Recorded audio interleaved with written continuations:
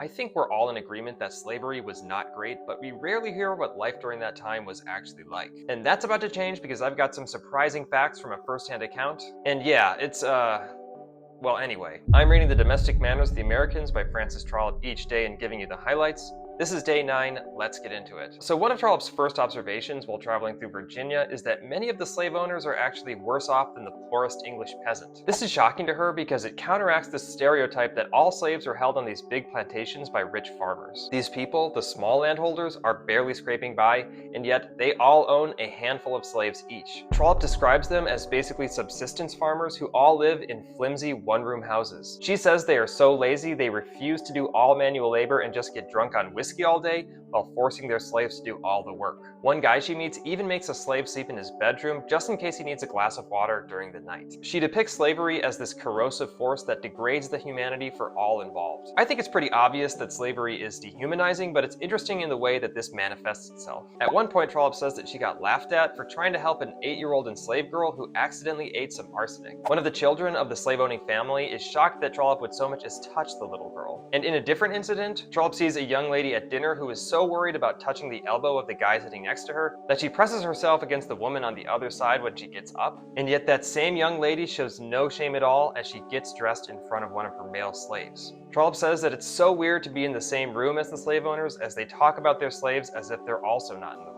Unfortunately for everyone, this is actually one of the better lifestyles for the slaves. All the slaves have in fear of being shipped off to Georgia or South Carolina, where they would be put to work on the large plantations. Trollope saw this fear firsthand when a young slave chopped off his own hand rather than allow himself to be shipped south. So yeah, definitely not a great time, and certainly something that I would never want to live through or even see for myself. That's all for now. I've got one last video on this book. I hope you stick around.